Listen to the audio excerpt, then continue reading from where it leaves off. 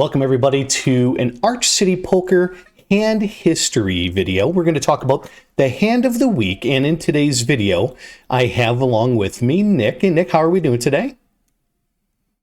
Doing great. All right. But within this video, we're going to be talking about a submission that one of our Arch City Poker subscribers submitted. It looks like it was in a 1-2 game, and looks like they had kings under the gun, and we're going to kind of navigate through the hand. They said this is a new table to them. This is a table that they didn't know any of the villains, and their skill level, I would say, is that of a kind of a struggling live low stakes player. Can maybe understands some concepts, but struggling in a lot of others. And we're just going to jump right into it, Nick. So as we begin, Hero is under the gun with about $200 in this 1-2 game, and he's going to open up kings to $15. And looks like under the gun +1's going to call, folds to the cutoff, who's going to call, the button's going to call, and the looks like we're going to go 4 ways to a flop. And kind of just going back for a second just to kind of talk about the pre-flop sizing and kind of some basic stuff, Nick. I'll just say just my spiel real quick, and then you can just elaborate. I think the under the gun sizing is fine. I think having 3 people call around position, all 3 of them, immediately for me, some alarm bells start going off of things I need to be very cognizant of. But before maybe I jump into that, Nick, how are you looking at the flop? Or pre-flop, excuse me. Yeah, I think it's fine. I mean, if somebody wanted to go 10 or 12 or whatever just because it's a 1-2 game, I think that's fine. But I think 15's, generally, guys, like the reason we go with larger sizings in the live low stakes environments, and mainly 1-2, 1-3, and 2-5, is because we don't face enough 3 bets or squeezes. We just don't get punished for going large enough, and also larger pots earlier help beat rake. So yeah, I think this is totally fine so far. Agreed. We're going to get to a flop that is all spades, Queen Jack 4, and we do not have the King of Spades. So we talked about this in one of our most recent podcast videos, and if you haven't checked it, go on and head on over to our channel on YouTube and check it out, or go to archcitypoker.com. But we talked about understanding stack depth and understanding your position and understanding what the SPR is going to be. And the first thing, again, that I mentioned in the podcast video, I'll elaborate here, but the first thing I'm going to do before I even make a decision is kind of look at what the stacks are around me. And the stacks that are bigger than mine, I'm not really too worried about because it's effectively my stack size. However, I would be very cognizant of the villain to my left who's got about 60, because as we know, in very low SPR spots, they historically are just going to get super sticky with just one pair of holdings. And they're just very willing to rip it in. And if that were to happen, I just want to make sure that I'm thinking about that before I make my decision. But it looks like what this player did is they led 45 into a $63 pot. And it looks like the player left to them, shoved for their remaining 60. Looks like the cutoff folds. And it looks like the button shoves all in for their stack, effectively putting us all in. And Nick, at this point, what are you thinking as the hero within this hand?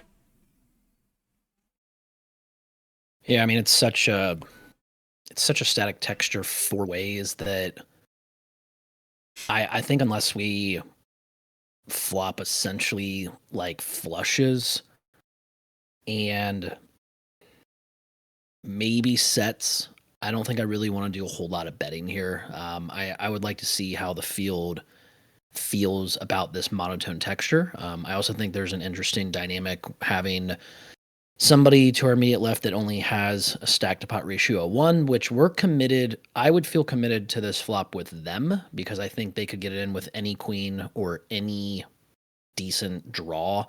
But I wouldn't feel compelled to be committed on this flop when we have an effective SPR of 3 with the other 2 players, just because guys, like we talk about kind of like what our back off threshold is with SPRs, and you guys might know a lot of those numbers. Like, for example, like over pairs, general rule of thumb is like around 6, top pair might be around 4. Those are kind of general guidelines, but when you start to add more players, into the pot post flop, those like your threshold, like your equity for which you're able to stack off with has to increase. And so when we don't have a spade here, it's a situation where like you could be drawing really thin to dead. And so I would like to see what the field does. And like Tony and I have talked about this a lot in recent months, the past year, maybe even more, where like when we have more of these static textures from out of position, we aren't doing a whole lot of betting on. We're not really doing a whole lot of betting on them out of position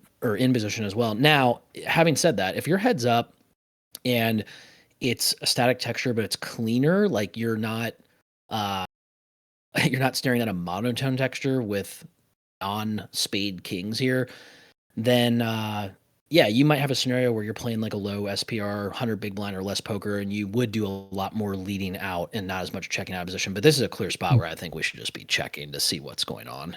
Yeah, I'm actually going to click backwards to before our action even, and we get to a spot where it's our decision. We're first to act under the gun, and we have 3 players left to act after us, and we're looking at the pot, and we're going to say to ourselves, well, you know, basic math is going to be like 15 times 4, right, which is 60. And I wouldn't, in real time, I wouldn't be like $63 in the pot. I'd probably just round down to 60. And then I would say to myself, like, what does my hand want to do right now? Because betting into 3 people on a fairly connected board, I mean, there's just a lot of mystery right now. And we talk in the Arch City Poker podcast a lot about we check out of position, and oftentimes that's going to be doubly so. And when we're in multi-way spots out of position. So let alone we'd be heads up, we'd probably be checking 2 out of position. But multi-way with 3 people to act out of position is most certainly a check. And I think I would be checking this flop as well. And just kind of seeing what's going to happen, because I would know that the short stack, who's got about 60, there's really not a lot of folding for him on anything that he has. If he's got 9-10, king 10, if he's got a random queen, if he's got a jack with maybe a king with spades, pair plus flush draws are going to call. There's just no fold equity with him. So we really just need to kind of have it. And with 2 people left to act even after him, we want a little bit of protection and we need information with our hands. So I think a check here is fantastic. And if we were to ever bet, we also talk about this individual player elected to lead for 45 into a $60 pot, basically, roughly 2/3 pot. And yeah, that's probably another mistake I would say, Nick, is the sizing that they chose. Because I don't think that they're looking at what their opponent's stack sizes are. And I think what they did is they looked at the strength of their hand and they said, well, I have kings here. And it might be the best hand right now. And I need a lot of protection because there's so many people in the pot. So I'm going to size up. And I think it's just fundamentally, they're just not looking at what the stack to depth ratios are for everybody. And they're not very positionally aware of maybe what could happen if they do this. They just looked at their hand and they said, I have a strong hand. It needs to be protected. I will bet blah. And they kind of did. And again, just core fundamentals that we talk about Arch City Poker. But yeah, Nick, those are just some like key things that like I really thought about when they were really like discussing this hand. And I think it's a trope that a lot of live low stakes players fall into, where they get aces and they get kings, or perhaps they just get really sticky with them. And it kind of doesn't matter what the flop is. Maybe they were card dead for 5 hours and they finally got kings and they're like, not today. And bam, they just put the pedal down. But yeah, so yeah, I think like, I think if cutoff and button, for example, folded pre-flop, then guys, like if it's just the player under the gun +1, I would just shove all in on the flop, because he's not going to fold a hand like 8s with the 8 of spades. Like we're targeting anything and everything that wants to continue. And if he has his beat, he has his beat. But the problem with going larger in spots like this, and I see this a lot still to this very day, like I see players will have red aces here and they'll just bet huge because I can't let the spade come off. Like that's not the way you have to think about it. Like if you size to 45 here, guys, yeah, we're okay with the player under the gun +1, but look what happens when we get to the button and he shoves. Like these large sizings, it's not going to target a hand like like pocket 8s with the 8 of spades multi-way, because even candidly speaking, the most novice or dumbest of players are going to understand that between 3 and 4 players, their pocket 8s or 9s or their king of spades, 10 of hearts, like those hands aren't going to have as much value or as much equity multi-way as they would heads up. So they get correctly so like a little bit more cautious with those hands. And so like when you size really large like this in this type of spot, think about what your sizing targets and how it targets different ranges multi-way. Mhm. Because again, if your heads up, like it could be different. And even then I don't think it makes a lot of sense to bet large with this particular hand. But yeah, like multi-way, you guys are I think there's too much worry about trying to protect your equity when there's enough stack depth that all you're doing here is just inviting in a range of hands that's got your kings in pretty rough shape usually. Like it's either like you're flipping with like a pair and a spade, or you are in rough shape against like queen jack plus, Mhm. basically. Yep. So again, the next act player goes on for 60. The cutoff folds. The button elects to just shove. And it looks like our hero did elect to fold, which I would say is perfectly played given that specific spot in time. And we do see a run out that continues to be all blanks, pairs the board. It looks like the individual who was on the button had ace deuce of spades for the nuts, and the $60 low stack player had a pair plus a backdoor straight draw. And again, I think that just really highlights what we talk about when we say when the SPR is low, people are just not going anywhere with really any connection to the board.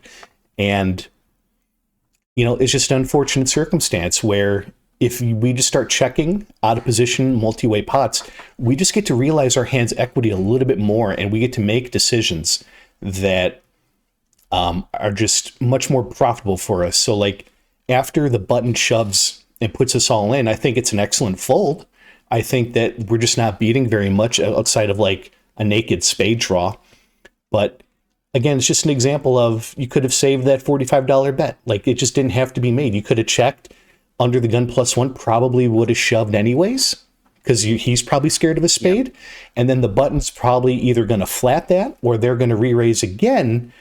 And it's going to be the same information just without a $45 bet. So I think there is important times to check and there's important times to bet. But the more people that are involved in the hand, you want to take more of a defensive posture, generally speaking, especially when you're out of position. But yeah, Nick, I would say that the villain's holdings in this hand are pretty straightforward. I would even say that the button even misplayed their hand. Probably just need to cold call the 60.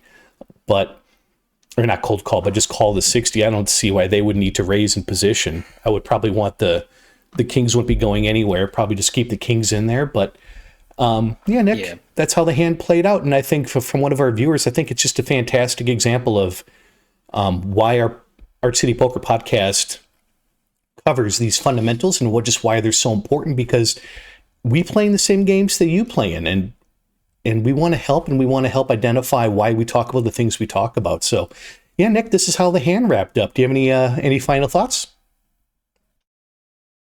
No, I mean, I think we usually like to take a minute to look at like what if we had like different parts of our range. But this one's kind of clear cut because, like I said, guys, on the flop, the only hands I'm really thinking about betting here are going to be hands that are just higher up in my range. I don't really think we need to have bluffs in that spot.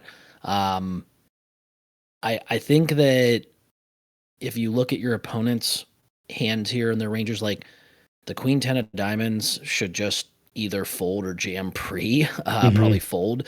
And I think another thing I'll point out is, let's say that is a flop that does commonly get checked through. Like a lot of static flops, especially monotone, get checked through. So let's say it gets checked through, you get that 5 of diamonds turn. That's a spot where now, as Tony alluded to, you have a lot more clarity about where your opponents are at in the range, because it's likely, like, even though it is a stack board, you could have some slow plays. It's a lot more likely now that your kings on that 5 of diamonds turn after it checks all the way through are good. And that's a spot now where I think you could credibly argue just putting in the rest of your money into that pot, or like betting to get value out of like the eights with the spade, the lone ace of spades hands. Like that's a really good strategy to get them to put money in and then get them to possibly call or fold river. It doesn't really matter. But yeah, there's just a lot of benefits to checking out of position a lot of the time, guys. Yeah, I'd agree. All right, everybody, that's going to wrap up our hand history video of the week. And again, if you're an Arch City Poker subscriber on YouTube or perhaps archcitypoker.com, go ahead and let us know through Discord any hand histories that you'd like for us to review. And we'll go ahead and we'll talk about it. We can talk about it in Discord. We can also make a video like this to talk about it, maybe do more of a deep dive for you. But otherwise, everybody have a fantastic rest of your day, and we'll see you again next week. Thanks, everybody.